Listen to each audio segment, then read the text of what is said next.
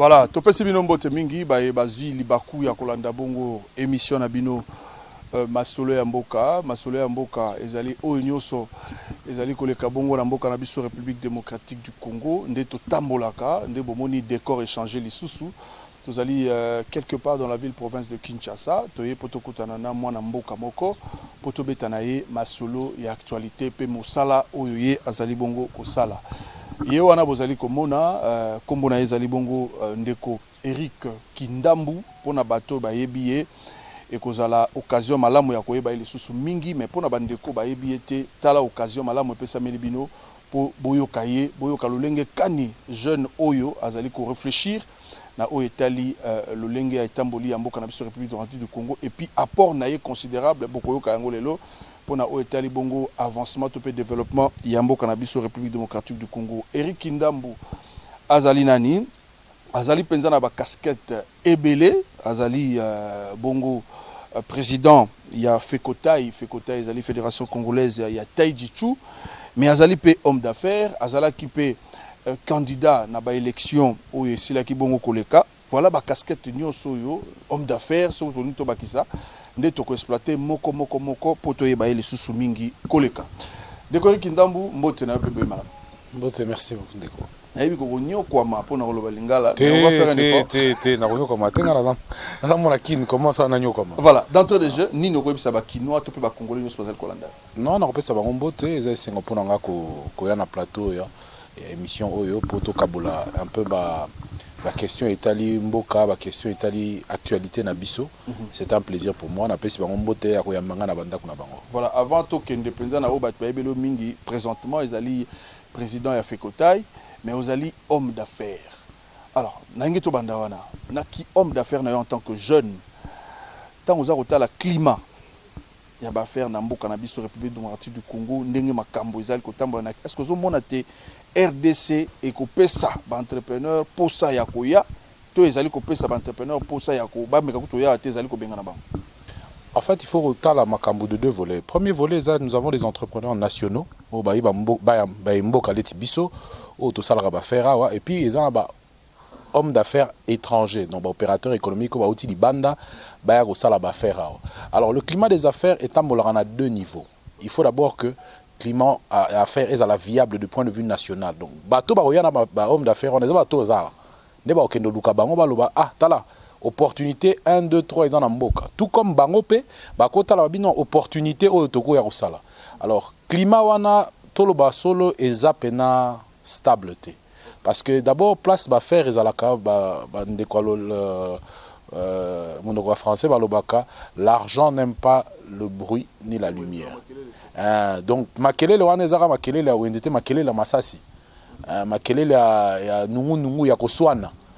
Ndenge touti ko lekana moi 2 ans oyo koswana oyo alobi boye oyo bayokana gite basali boye ezo favoriser te mboka esenga etambola na vision ya mutu moko po ekende liboso donc yango wana climat ya ba faire ezali pena au beau fixité donc ce toko le bandeng wana voilà climat ya ba faire ezo beau fixité mais tout monde qui mokonzi mboka tango bandaki mandat na ye Félix Antoine Tshisekedi otoko pesa pembo te na travers émission oyo ayebaki na kotambola ba voyage oyo ayebaki na kokenda pona koluka ba investisseur bande ko mingi bazulaki yango malamu te na angle moko malamu te ba bibidja mboka azali kozwa ko voyager alaka ki ba investisseur ba koya mais jusque là ezana nous promesse est-ce que action ya salaki ya kokenda koluka ba investisseur ndo lobi faut kokenda koluka bango par rapport à la lecture ba congolais musu ba salaki ba bi ezali ko tobola bongo kesi ya l'état ozali ko sala même lecture par rapport à ba voyage ya salaki non ngana ko sala lecture on a témoigné lecture un peu profane hein?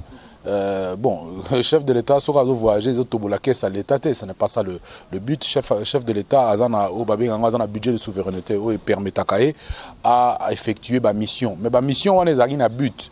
D'abord, il faut rassurer les partenaires. Les partenaires il fallait au monde d'abord sur le point de vue politique, stratégique. Pour Mboka on a pe, homme d'affaires on a besoin de Mboka. Donc, les algos la biso léon à Congo, tu que nous investir. Nous évidemment, tu communes à Makamona, mais à la longue et comme donc le biso qui biso, bah ressources comme ma casse, tu que investir par exemple à Mboka dans la difficulté. Il faut état na biso à sécuriser biso. Ok, n'importe toujours qui n'est boyé, Mboka on est les la biso esprit. Alors, quelle est la meilleure personne qui peut sécuriser des partenaires, si ce n'est le chef de l'État? c'est le chef de l'État faut ça va homologue na ya bamboka na non ba compatriote na yo ba bangate ba ya ko sala ba faire na ba compatriote o yangai. Je pense que c'était la vision du chef de l'État. Et puis, et ça, la maga, d'un claquement du bout des doigts. Total qui a un chemin de fer. C'est un partenariat avec un partenaire extérieur.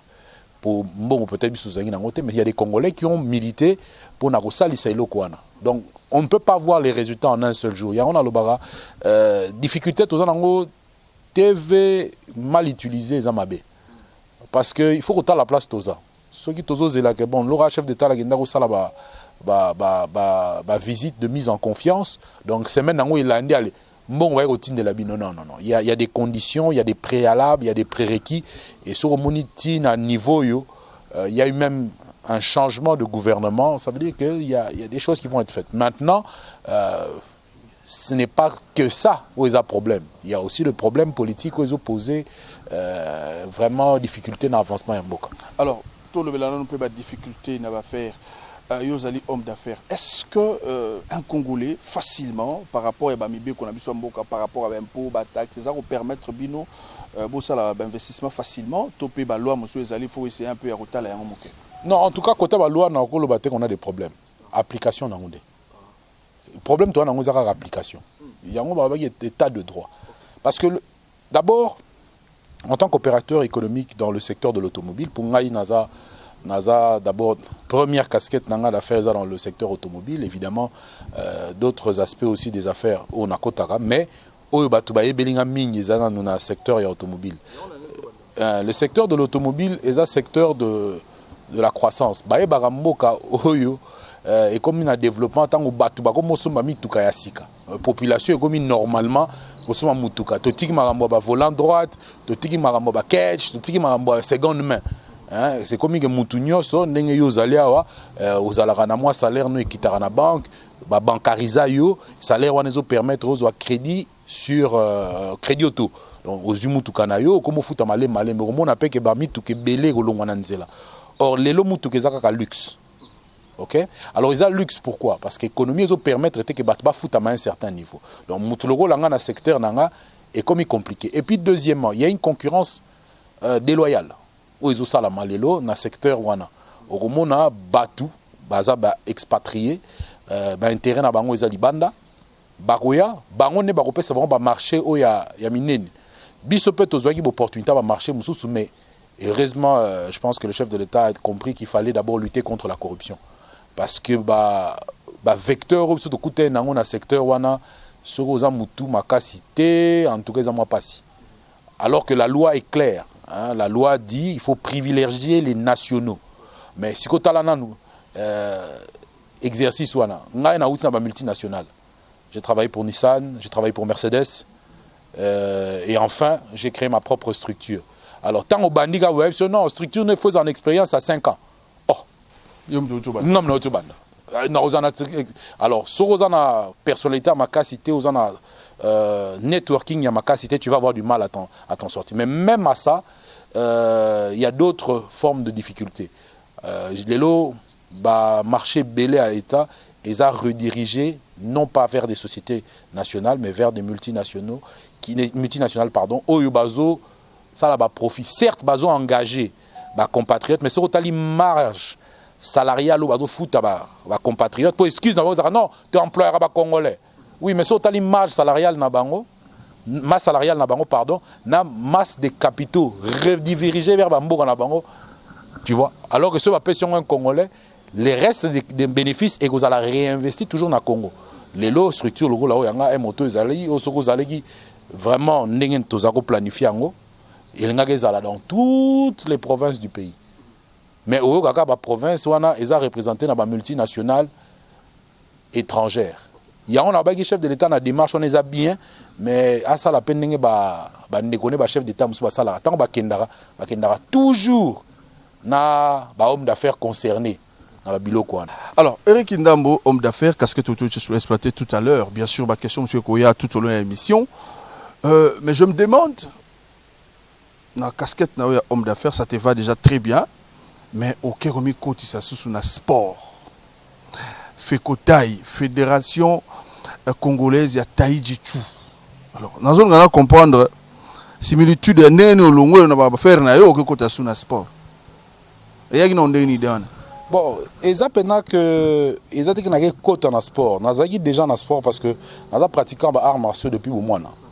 Bao ba ebinga, bao tokolina bango baninga, bao biso que non nazaki mutu déjà ya rolinga masano. Donc ba sport de combat, ils ont passionné nga déjà. Tito bao batanga nanga isoki ba rozala na ba opportunité à reconnaître nga nazaki déjà organiser ba événement moro culturel et na ba événement na toujours associé ngo na ba art martial. Alors à chaque fois na ro salango et kokoma mukolo moko malgré na ba faire un de mes grands amis et frères Christian Matata waza vice-président de la comité olympique et président ya fédération à volley. Wana c'est wana zana nous président ya club na ya volley a non mais mon frère yo eloko yo ozalanga na passion nango osalarango tu es tellement passionné pourquoi pas au kotanya likamongo vraiment pour apporter non seulement passion à titre à bateau azanango mais à un niveau plus national et il m'a encouragé d'aller dans ce sens-là. Voilà comment nous avons fait les démarches ko tokoma ko landela mambo fédération to commission fédération Taïji Chou et puis voilà on est parti comme ça. On va parler de Taïji Chou. Batu bayebi ba karaté, batu bayebi ba judo, batu bayebi ba taekwondo, jiu-jitsu traditionnel, jiu-jitsu brésilien. Alors, Taïji Chou. Expliquez dans ba congolais ba Rolanda, les ali sport nini parce qu'on a du mal à relocaliser en parce que ndena auto temps bayebi ba karaté, ba judo, Taïji Chou eza nini, zo bimela pe côté nini bandi pe na Congo depuis quand? Et OK. En tout cas, eza mutuna ya bien, ngana lingara toujours la définition. Taïji Chou, Taï veut dire corps. Jiu veut dire technique. Soko sangi siango yaksi technique de corps. Donc taï jiu c'est technique de corps. Alors na technique de corps on dit que tu englobé déjà ma mbebele. Donc yango omona ba pratiquant muso taï jiu ba outi na ba base karaté, ba outi muso ba base judo, muso outi na base aikido, muso outi na base taekwondo parce qu'ils ont englobé ba technique de corps, donc ba technique martiale et belé. Muto peut outi na boxe, muto peut outi na lutte, à la place na Taïji Chou. Tout ça le goal la point de rencontre, il y a la discipline wana nyoso. Pour biso nyoso ba discipline to outa na jiu-jitsu traditionnel, même judo. Mais zaki un peu né to bien traditionnel. Et zaki na ba technique belé, et zaki pena réaliste té. Yango chaque courant et bimaki. Maître Jigo Kano atala ki abi bonga na taille na ngana point na ngaba bilo muso bisanga na sala na situation réelle et simbate nek au développer judo la voie de la souplesse. Maître Moreyu Ishiba le bité ngai na monique violence eza na butité avec au développer aikido abi la voie de l'harmonie. Donc chaque discipline martiale est na philosophie nango. Alors biso na Taïji Chou philosophie eza justement technique de corps self défense supérieure. Né na Congo, ezalaki depuis 1993, ok, 1993, né ezalaki déjà awa wana nga naza présidenté, ezalaki ba kulutu na ngai lokola maître Gabi Pongo, maître Zoro Fudimao, maître Feli Nzuzi, maître Aliou aza président de la ligue ya judo, déjà défunt maître Yamashita. Donc bato bazalaki moi et Belé, maître Mandoli, Bonze, donc on peut citer une panoplie de grands maîtres qui déjà à cette époque-là travaillaient le style Taïji Chou. Mais bazaki na difficulté pour créer une association, mais bazaki moyen ya ko komisango fédération té. Alors bisotango toyaki, alors avec beaucoup de d'enthousiasme, vigueur et à jeunesse nabiso, et puis un peu moi expérience managériale déjà pour tous les dans le monde à faire tu déjà ndenge ba géraka eloko. Alors Eric Indambo, si jeune, très intelligent, ça les téléspectateurs le remarquent également. Merci pour le compliment. Au doussoli ndenge nini pour que nous commissions une fédération et puis yo comme président. Est-ce qu'on a doussoli? Bon, on a évité sur la doussoli, mais non, quand tu vas parler de l'esprit managérial, ils ont une fédération, ils ont une association, mais bah contact déjà Salamaki à niveau fédération internationale. Alors, on a commis première démarche dans les alaki ko solo lana na instance internationale. Ko mécanal ko michanga morope à jour. na niveau technique parce que bon ngana lingation na ça les loko na yeba pe loko ngo ndenge ezo sala men. Donc na contactaki Patrick Burion ou aza un détail chuka na France. Tozaki na ye na ba discussion, tozaki na ba échange technique et puis yende ayeko kotisa ngai na fédération mondiale. Pour yazaki azaloko la président il y a école française il y a Taïdjichou na France.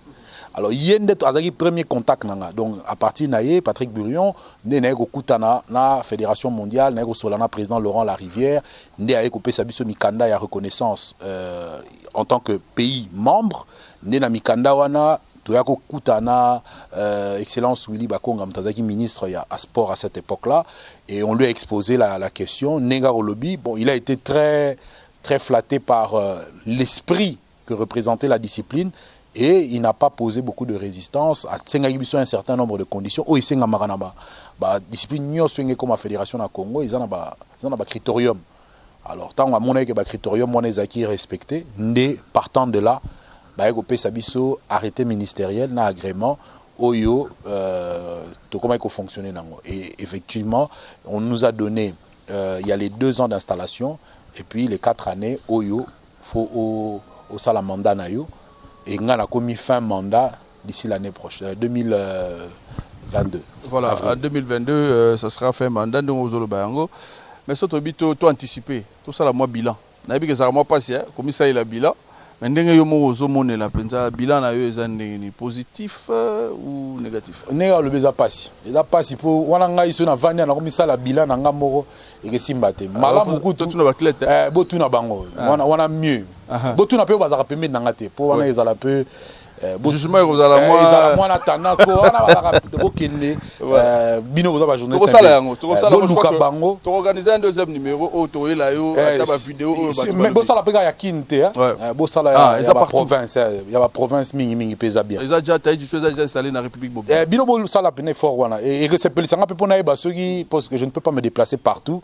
Alors, ceux qui viennent en tant que journaliste d'investigation, pour permettre ceux qui ont un rapport na Zouaka et zapper à solo. C'est une forme d'aide pour Salama. Merci en tout cas, on va tâcher de le faire. Équipe Zali Bayoki, alors, vous avez cité l'ancien ministre Yasport à l'époque, Willy Bakonga, mais nous avons l'actuel au Kobo Zali Amos Mbayoki Tengue. Vous avez de bonnes relations? Que je salue en passant. Relation nini en tant que président de la fédération Fekotai et ministre sport Bozali non, en tout cas, on a passé ministre sortant Amos Mbayo Mbote, tous en relation de collaboration. Il y a un ministre Nabiso à tutelle sortant et Bisso Toza fédération donc relation Nabiso au beau fixe quoi. Mais tout à l'heure, tout ça, journaliste, Moussala était tout investigation. Alors, par rapport à l'investigation, peut-être aussi en tant que journaliste, tout le monde dit que apparemment les violons ne s'accordent pas entre président Yafekota et le ministre Yasport. Vous allez trop direct envers ton ministre, vous se comporter comme sportif. Au lieu de ça, il a la casquette, il a vanté tout à l'heure à manager. Bon, en tout cas, on est en investigation, il faut continuer. Je pense que relation entre fédérations na ministère et au beau fixe parce que ministère a tutelle parce qu'il y a la politique à sport et à Mboka et biso organe technique. Mais avant tout fédération et association. Ça veut dire que biso représente la discipline. On a une discipline qui n'est pas une discipline congolaise, c'est une discipline japonaise. Dans la fédération mondiale la biso donc to développer kasiko discipline nabiso en rapport et à politique sportive yamboka. Donc il sera difficile pour nangana zala en mauvais terme na ministre sport et je ne peux pas travailler sans le ministère des Sports. Maintenant sur le binanga naza sportif et pas ministre et que naza manager na ba athlète nanga molobi vérité. C'est la vérité parce que ngai en tant que manager et à fédération, je dois amener la vision sportive de la République auprès des athlètes pour les préparer aux grands enjeux de la République. Mais aussi, en tant que président de la fédération, il faut déshydrater. Il y a des athlètes nabiso pour na niveau ministère. Donc ceux qui bateau balobi na yo que et pas un ministre na bimara sportif ba kosiote parce que naebi pas si sportif. Le temps on a qui pas ministre na rosa la semblante. À moins que j'ai eu peut-être des propos discourtois ou que je ne pense pas à l'endroit du ministre. Je l'ai toujours appelé Kouloutou parce que d'abord, en point de vue âge, mais ce ne veut pas dire que quand il y a des choses qu'il faut dire, je les dis telles qu'elles sont. Alors, Banda Mandanayo, il y a président de la fédération, est-ce que Taïdjichou et Betty ba compétition minene libanda mboka ce que Betty te ponani? Betty ba compétition libanda mboka te, pourquoi? Pas parce que le ministère les a empêchés, parce que moi-même en tant que président, je n'avais pas vu l'utilité, la préparation nécessaire. J'ai beaucoup plus fait des demandes dans le sens il y a stage, il y a expert bayaboué, to ya bisoto kende. On n'a pas toujours eu gain de cause pour des raisons de trésorerie. À notre niveau, dans le comité Nabiso, on l'a fait. On ne pouvait pas le faire parce que faute de moyens. Les secteurs du sport en République démocratique du Congo, na bonne relation, vous avez un ministre, que le secteur à sport en République démocratique du Congo, ça va, 100%, c'est bon. Non, comment ça va? Non, ça va dans le sens où il y a beaucoup de disciplines qui sont implantées en RDC. Il y a beaucoup de jeunes qui pratiquent le sport. Il y a beaucoup de jeunes qui ont l'envie de pratiquer encore le sport. Et malgré les maigres rémunérations que l'on trouve dans le sport congolais, les gens ont toujours l'amour du sport. Et le sport est fédérateur.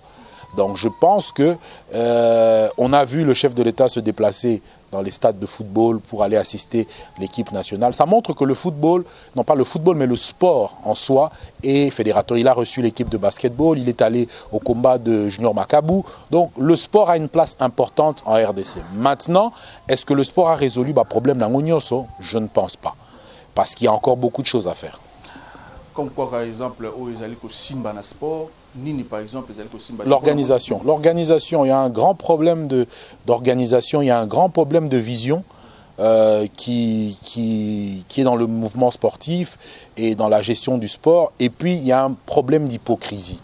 On a trop d'hypocrites dans le sport. Trop d'hypocrites. Donc, la vérité dans le sport. La vérité dans le sport. On a sûr que passe pour na bomba vérité ça passe. Mais toujours tant que le président de la République a lancé un programme il y a 100 jours il y a gouvernement binopé dans le secteur sport bozonga gisimate binopé à travers ministre à sport Amos Mbayo Kitenge au toujours continuer couper sa beauté il est pas lancé 100 jours dans le secteur il y a sport et les gars bien pour toi accompagner qui ngamo la zagiona tozagi na salle ya affaires étrangères. Oui, Tokendaki a assisté na lancement ya Tewan est un grand hôtel. Présentation de la mise sur sportif na salle ya affaires étrangères et 100 jours ils auront un grand hôtel. Ouais, bim sera programme né à 100 jours. Je pense que au lieu de la jeunesse investigation. C'est naturel président tu as un cas type. Ngana animateur il y a 100 jours on a été. Mais en tant que président, il y a beaucoup de fédération de sport. Il y a 100 jours, les gars qui parce que ça qui pas la fédération. Peut-être na dispute mususu. Pour 100 jours on a payé esa période Junior Makabu pas bundaki. Donc peut-être que na fédération mususu 100 jours on est mon anaki.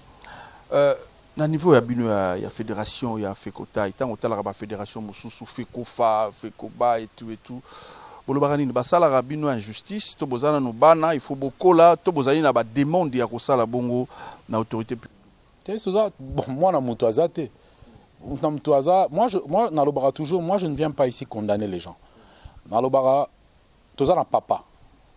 Hein papa na biso na sport comme le ministre à sport. OK. Ala na bana belé. Ce que yemora tala neni aller sarabango. Là on a repsura ya mwana. C'est que papa mon non peut-être a na munene na naturel ata ba vanisier jeune à une semaine et mon anaté bon o azamwa quoi pain surtout PC bilogo et ça allait bien donc papa m'a décidé moi n'a jugé papa zate. Alors on va parler ambition. Vous allez déjà président de la fédération, est-ce qu'il y a la bonne esprit qu'un jour, en tant que jeune, les Lopemboka, jeune d'Aza président de la République, jeune d'Azali premier ministre, Osama Lukonde de saluer, est-ce que vous allez rappeler la vision, ambition, lobby pose à la ministre sport? Bon, Koloba Ganarana, vision, ambition, aux amis transport, vous limiter l'ambition. le kuta mabe o limiter ambition. Na bandi dans le secteur na so o élargir ngo za na maloba. Ambition pena ya kozala parmi ba immortel mboko ezalaka. Parmi bateau ba osala musala o ekosala kata na kufi bana na ba mana ba koko na ngaba ndolo non non. Papa na bino koko na bino tanga zalaka il a mené une lutte esala ke mboko eke liboso. Rêve nanga makasi za bon. Alors pour atteindre l'ambition na talaka il faut ça la action moko eza action d'immortalité. Mode batura ba Mandela ba modèle nanga bangwana Madiba. Donc aso na tala Mandela na milotaka. Na milotaka de ce Nathalie Mandela na miloti. Et ça t'es pas Zagi président de la République parce qu'il a incarné quelque chose, les valeurs. On a peine na lotaka ba valeur. Na ina kota na casquette mususu mais na tuna mutuna avant na kota. Qui homme d'affaires ça te va non? Oui, ça me va. Fédération Afekota, ça te va, non, présidence? Oui, ça me va. Mais on dirait autant de raté. Tu as été candidat. On a sous politique. On est au salaire bien pena. Au bien bien. Ça me va. Moi. Le moi. Ouais.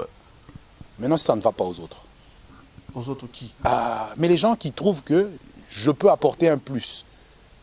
Il faut le rôle d'investigation. Luka pena image au ngana narotika dépôt à candidature nanga.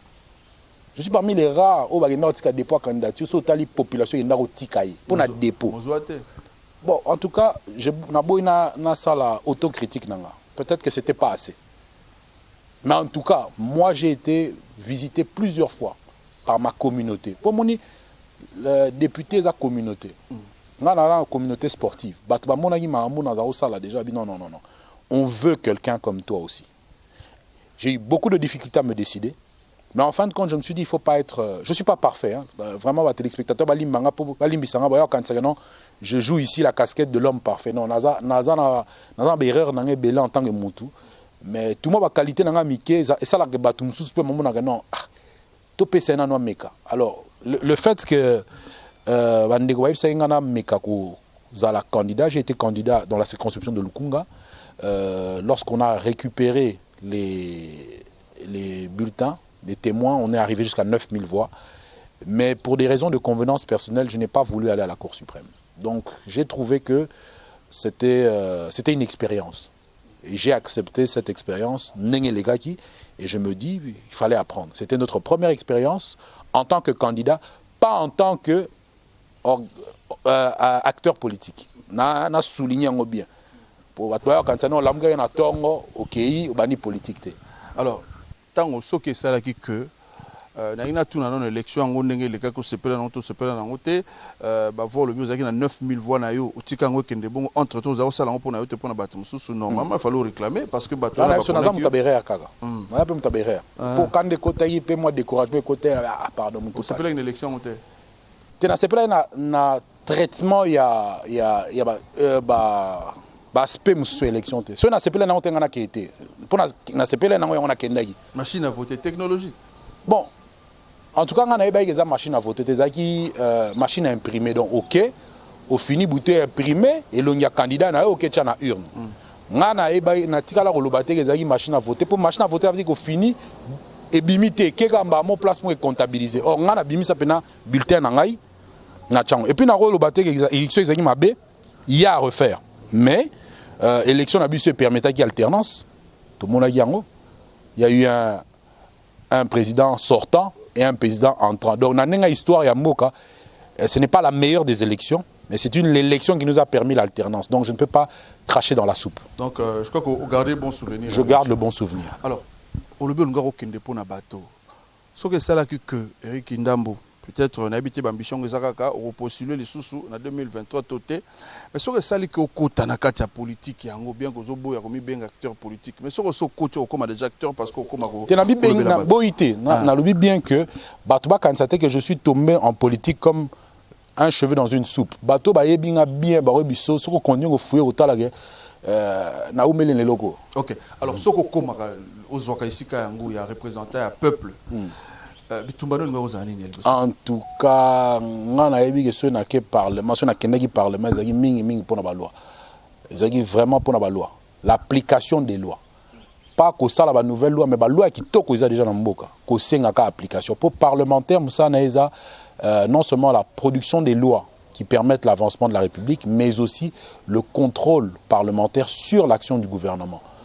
Net ba loi on a en comme d'affaires hein pour privilégier les nationaux. Nationaux on a privilégié za moi pas tant ozoka que chinois do te kamikate na sepelaki na vidéo moko na monaki ya chef de l'état azo diebisa mutu moko boye yo faut longa na zando balugele sika musu. On comprend hein ce qui est comme un niveau que chef de l'état a robando ebisa batu que yo ça veut dire que sur monique bon c'est vrai que ça tes musala na e aya se garantit que makambo nezo s'appliquer mais ce qui a coûté siko flagrance et ça na pouvoir na ya le non bon il faut arrêter mais ce que bateau fallait pas ça la musala na faut na ba rasoni. Et puis surtout, témoignage, le chef de l'État sortant, président, le sénateur à vie, Joseph Kabila, Abima à l'époque sur la route de maternité à Delvaux, Jeep n'est de nan à Liboulou à Mabé. Mais la boutou wana kaka, Koulout Nabiso, papa Nabiso, papa Nabiso André Kimuta. Je pense qu'à la bien pour boutou te yoga banjen les cas kuna wa pour nanine. Pour mon contact, on a constaté que non niveau le réseau kende ils ont mabé. Donc je pense que la loi a besoin, pour exemple, c'est pour te montrer que dans le secteur des affaires, le chef a compris que ceux qui moutoiront moi au Tchad, pandi di colon na compatriotes. Moi na tinga bosso na kena moka lowa ba Liban. Na rotika la roteka ka jamais mutuka na gouvernement libanais. Impossible banda mukile bandit et souliki. Mais awa na boy otanga ba kombo batu, mais bango bazo sala. Na ko benga na ba opérateur économique expatrié. Na bine mutu na muta garder bande s'il vous plaît. Garder bande na yo. So lingi koma na o fournisseur na biso sukara na port ya Matadi yo suki wana biso moko tozui to saleli pekop pour biso pe to ana besoin to lia mbonga mboka na biso. Monsieur Eric Lelo toza bongo le 15 mars session parlementaire ba zongeli bongo mosala na bango ba uti bongo na congé to mona ki tant bazaki na congé notamment église catholique na tanga bango ba ibaki na ko senga et tant bazali ko zonga parce que gouvernement normalement faut bima tala mboka ndenge telemi basengi na bango ba ko tala bongo ba loi électorale pe bande ko pe ala muka basengi yango na ba parlementaire. Alors en tant que congolais yo posali ko mona situation o ba kinoa ba congolais bazali ko vivre en général nini o ko bisa ba parlementaire bazali ko zonga lelo ba sentiment na nga mitigé et partagé. Bon moni les lois ce sont des écrits qui sont commis yango. Les amis beko ba commis. Ya autre petelo masolo ya ba mi beko c'est comment ma kitoko application papa. Application. Au lieu de compter ko baksa mi beko to banana ko appliquer ba auto za nango déjà. Hein, to appliquer na ba auto za nango et ko permettre mboke ke liboso. Et je pense que au-delà ya ba discours j'ai beaucoup de respect pour l'église catholique. La confession religieuse, je suis chrétien, mais je pense aussi qu'il faut arriver à un niveau où il est temps d'arrêter de diviser la République. Tendance à diviser la République. Il y a des gens qui ont Fulani aligné Fulani te, Fulani a romozongi c'est la Fulani. Pourquoi sport réseau évolué te? Na biso eza hypocrisie. Tomi lingita. De même, les parlementaires, on a ceux qui ont un esprit de lingate. Il y a un lingamboka na nouté. Ça n'ira nulle part. Mais l'église catholique, ça il y a rappelé simplement. Il y a bien rappeler la loi. On est d'accord avec la loi. Mais va glisser pété. Va glisser té. Va glisser. Ça ne change pas le quotidien du Congolais. Vous comprenez? Va glisser té. Nombre de boula foufou na basanya ba Congolais. Et échanger. Débat va glisser. Débat a amené le peuple vers un avenir meilleur. Des problèmes tous en. Qu'est-ce qu'il faut faire? Pourquoi autant d'antagonisme? Toujours copier Bamindele? Combien d'années de la démocratie? Toujours copier Bango? Tout ce qu'on copie, bicopier là. Tout ça, Banamboka. À un moment donné, il faut faire ça. Comme il tourne. Makambo, tout ça, les ananzela. Le chef de l'État, Banagi est mort. Convocation de l'Union sacrée. Et ça, il y a la loi. Et ça, la loi. en tant que garant de la nation, en tant que garant de la nation, Télémabi, Ferro Nengezo Kende, il est bien ti. Il est Kende, bien ti. Est-ce que c'est pour Nabatou? T'as une union sacrée. Continue sur nous. Mais bah, quand on a une union sacrée, on a déclaration. Et déclaration, il y a politique, il y a autruche. C'est les gens qui sont en train de chercher des positionnements. Bah, Kabola, bah, ministère. Basilisa, Ndewanande Touye, Babanani, Bazatu, Bazati. Quand on postule, vous avez la casquette. Il y a pouvoir, il y a opposition, il y a indépendant. Non, il y a indépendant, c'est d'abord pas possible. J'ai postulé sous le PPPD, qui était une structure affiliée au FCC. Ah, donc autorité morale à JKK. Oui, autorité morale à FCC, Joseph Kabila. Voilà, oui. Alors tant qu'on union sacrée, il faut qu'on fasse la déclaration. Le président de l'Assemblée nationale, Kouloutou Nabiso, honorable Mbosso, il est membre du PPRD. Ça tue qui? Ça tue personne. Le chef de l'État a reçu une série de personnalités du FCC. Lambert Mende. Honorable Lambert Mende. Le débat n'est pas là.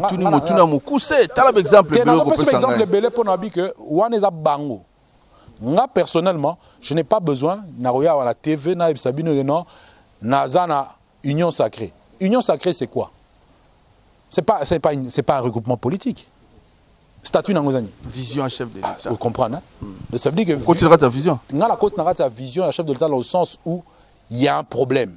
Et que chaque Congolais doit mettre, même là où on est, dans la réflexion FCC, Koulouto, Biso, dans le mouvement politique, de manière très impartiale. Et ça, il y a deux types. Il y a le FCC, le FCC au continent union sacrée, na bato FCC au continent union sacrée. On va aller droit au but. Union sacrée avant na kolobana koti on a bimé union sacrée za nini papa. Oh bazolo ba koti na we abia bimé za nini. Akotaki wapi abimi wapi. Tuna ngai na tuna yo. Ngana lobi union sacrée eza vision nini. C'est une vision. Moi j'ai suivi les consultations avec le chef de l'État. Consultation nationale. Il a reçu toutes les catégories sans discrimination. Il l'a dit lui-même lorsqu'il a reçu les députés. Il dit, je ne vous demande pas de quitter ni vos partis politiques ni vos regroupements. Est-ce qu'on va quitter Wapi? Non, peut-être qu'on va quitter Wapi. Ah, donc vous avez une union sacrée, vous avez une FCC. Nous avons une conviction politique. Voilà, merci.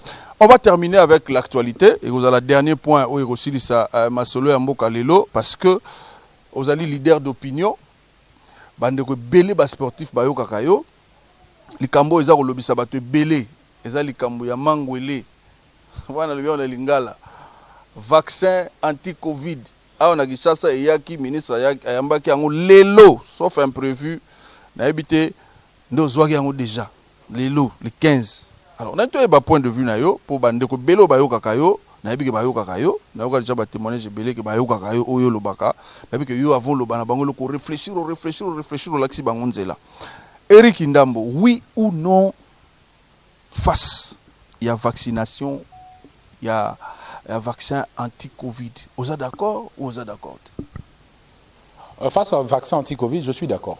Premièrement, parce que le vaccin nyoso et bimana mukili. Bana nabiso bazo vaccin anti-polio, il y a une série de vaccins où est tambola. Mais pour nous partager l'information, le ministre de la Santé a suspendre l'utilisation de un vaccin à Covid dans la RDC. Sur l'ANIB Info, tu verras qu'il a suspendu d'abord l'utilisation parce qu'il y a eu une trentaine de cas qui ont été victimes de coagulation sanguine. Donc je ne maîtrise pas, je ne suis pas médecin, je ne veux pas dire de bêtises ici, mais Naïbi qui a eu certaines anomalies. Sur environ 20 000 personnes vaccinées, il y a eu 30 personnes au vaccin Simbi Bangote. Il faut que ça là-bas, investigation, est-ce qu'il y a incompatibilité na bango, parce que ceux qui ont na statistique 30 sur 20 000. En tout cas, on a français suspension et révocation. Mais comment aux autres babiloko vous allez bien informer au lobby la situation de coagulation sanguine pour le vaccin? Non, papa. Pour le vaccin veut dire quoi? Je suis pour une solution de vaccin. Pour toi continuer à boiter, toi qui est pas et toi qui est pas. Toi continuer à boiter. Malade il faut trouver une réponse. si les scientifiques qui ont trouvé des solutions, il y a maramounio surtout ça là. Bazo ça les labiso ba solution. On a un médecin te donne moi difficulté ko douter na muto alekinga na mayele na domaine wana. De ce muto alekinga na mayele na domaine wana parce que mon logo et robikisa yo. Alors mieux vous na landaye. Pour na éviter naza parmi bato ça la théorie du complot pour bato te belé baza ta théorie du complot. Oh ne ba cha vaccin wana ba boma biso papa ba go boma biso na masango biso Congo biloko no soliaka les importés. Donc ce ba boma biso ba boma biso na biloko belé pour biso za eloko moto to produisaka. Ba téléphone to sela ba boma biso. Ba micro ngano to simbia ba boma biso. Mi tuko to dans théorie du complot si vous pouvez botika nan. Botiko distraire biso. C'est bien beau, vous avez des belles analyses, mais orientées dans le sens moro. La théorie n'a pas nous vaccin. Mais, comme je dis, ministre de la Santé, responsable sanitaire, il y a santé à Congolais. Au regard, il y a 30 cas où il se déclara qui, dans l'utilisation de vaccin, a tiré la sonnette d'alarme pour dire avant l'utilisation, tu n'as même pas un cas. Je pense que c'est une décision responsable. Maintenant, si les tests prouvent que si Toruki a utilisé le vaccin, volontairement, je me soumettrai à l'exercice de ce vaccin. Les sportifs, aussi ici. Ok, na biso moulayi. Yebisa ba sportif ba otala osura na bango bazwa vaccin to bazwa te. Nego. Tu as besoin de zonga l'entraînement, tu as besoin de participer dans la compétition. Ozomonango bien, mukili mobimba, bazoloba que le vaccin est commis solution. Mais avant de le vaccin, il faut se rassurer que le vaccin est efficace. Ceux qui vaccin ont prouvé qu'il est efficace, je nous encourage. N'habitez, je vous encourage. Je nous encourage. Nangana kati, tous le vaccin. Ceux qui ont doute, bozela. Quand il y a une question, on a un vaccin, on a un ils ont tout banga tonga na musika. Tu as une caméra pour mon andenge. Vaccin ozo kota. Ceux qui botali ataba 3 mois pour monique na zakaka boye kozwa. Ceux qui monique paye 3 mois na lekani bana mai boye beli. Voilà, c'est à ce terme que nous terminons donc émission Lelo Masolo Mboka. Mais moi Liloba par rapport à l'émission Masolo Mboka, c'est la première fois que tu es vraiment merci na opportunité pour passer na émission Masolo Mboka. Vraiment ils allaient bientôt continuer. Mais nazanga morote bato bazana makanisa bien na Mboka bazé belé boluka bango il est temps talent valeur sur Yamboka et monana. Moi je vous encouragerai beaucoup tanana. La plus grande catégorie à jeunes Congolais où bazan a besoin dans le monde des affaires, dans le monde du sport et dans d'autres secteurs. Bazo a peu opportunité au Pessingalelo. Voilà, en tout cas, Matondo Mingi, Nandego Yambibi Sepaina. Voilà, Masola Mboka Lelo et Komi Bongo Nasuka, Topesi Mbote Mingi, na équipe technique Nyoso Oyo Basungi pour que tous à la Bongo Nabanda Konabino. Un grand merci na Papa Emma, un grand merci na Arlin, un grand merci. Et puis na AG Nabiso a permettre de Masolo Mboka ezala toute la semaine. Topesi un grand merci. Tokoya pepa na yo zali kolanda biso poto tuna yo mituna makanisi na yo na o etali bongo mboka na biso République démocratique du Congo. Tokutani bongo na numéro prochain. Au revoir.